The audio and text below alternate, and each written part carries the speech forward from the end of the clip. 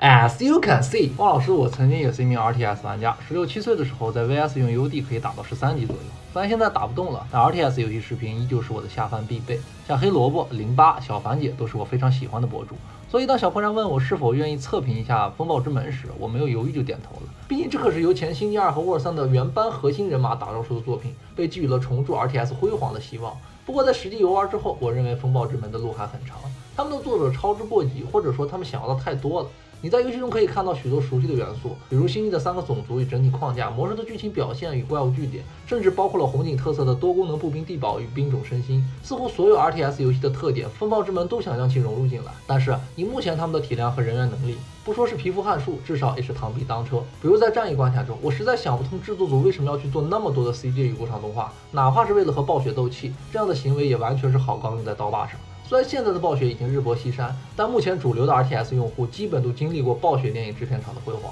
风暴之门的 CG 效果肉眼可见的被星际2与魔兽3吊打，更何况当我体验了首发人族的全部剧情后，一种女版阿尔萨斯既视感油然而生。同样的寻找神器，同样的用神器击败恶魔，同样的被神器反噬。我不知道后续的剧情会如何发展和进化，但毫无疑问，目前的故事表现不仅仅不会让我觉得有趣和新鲜，反倒让我觉得制作组江郎才尽。说实在的，把制作 CG 的钱省下来，好好请个编剧，哪怕是用漫画来做剧情表现，都比目前的 CG 强上数倍，也会让人更容易接受比 CG 质量还差的实际画面。由于单位建模充满了塑料感，以及彼此之间极度缺乏的辨识度，使得游戏战斗方面的表现并没有星际或者魔兽那么枪枪到肉。诚然，制作组用新颖的方式，通过 QWERT 等快捷键来简化了游戏的操作和上手难度，但实际上很多细节没有到位。比如，既然你想要解放运营，那么就应该设计农民满了后自动去旁边空闲的矿位采集，而不是依旧堆积在矿的周围等待人手动拖拽。又比如，在战役模式中增加了英雄这一概念，却无法用魔兽传承的 F1、F2 键位来单独选定英雄。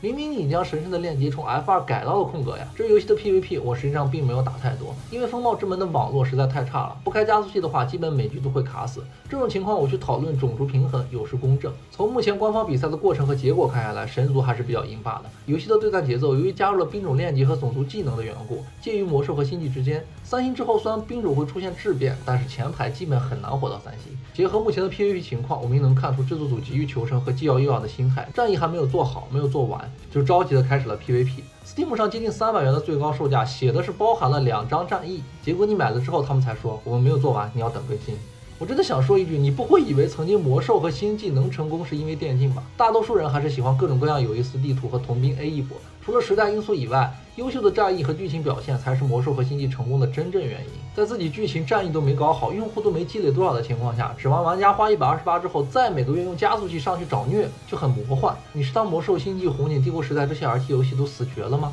所以就目前的质量来看，这部作品还是需要等等，尤其是对于国内的玩家来说，等他做好战役，并且在国内找好代理商也不迟。否则，哪怕冰霜巨人砸1个亿奖金搞比赛，我也无法看好这款游戏。不过话说回来，他要是真有1个亿的赛事奖金，也不至于做成现在这样。